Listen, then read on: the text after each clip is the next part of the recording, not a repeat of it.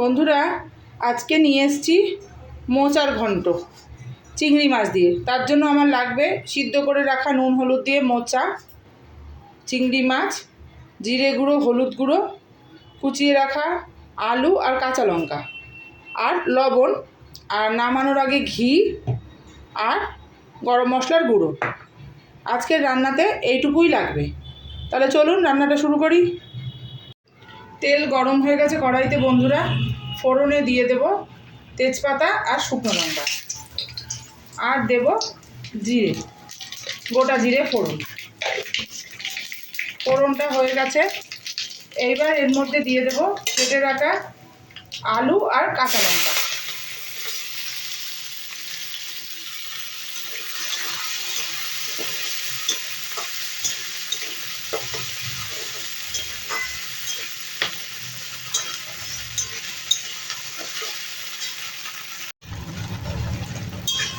এই আলুটা ভাজা হতে হতেই এর মধ্যে দিয়ে দেব চিংড়ি মাছগুলো, একসাথে এগুলোও ভাজা হয়ে যাবে।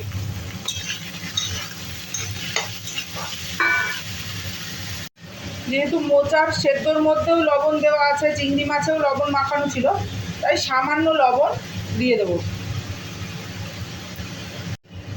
চিংড়ি মাছ আর আলু ভাজা ভাজা হয়ে গেছে, এর মধ্যে দিয়ে দেবো এবার হলুদ গুঁড়ো আর জিরে গুঁড়ো। 1 চামচ হলুদ গুঁড়ো আর 1 চামচ জিরে গুঁড়ো।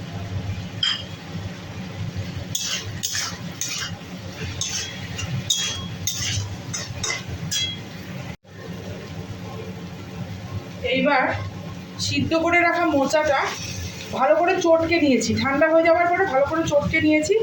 এবার এই মোচাটা দিয়ে দেবো।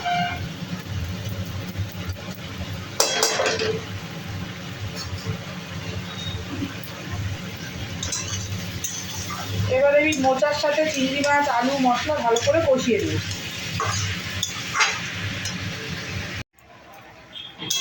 এই যে মাখো মাখো হয়ে গেছে মোচাটা, এবার নামিয়ে ফেলবো। তার আগে অল্প চিনি দেব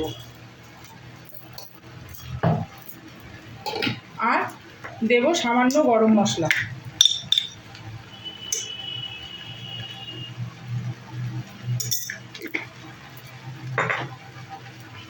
আর দেব ঘি,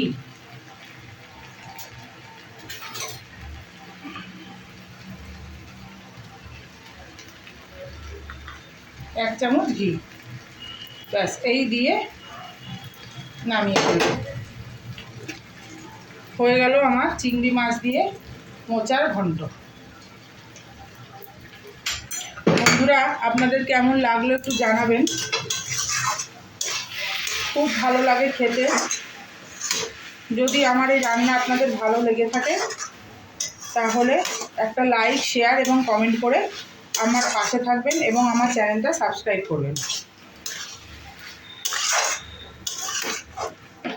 হয়ে গেছে আমার মোচার ঘন্ট, এবার নামিয়ে ফেলব।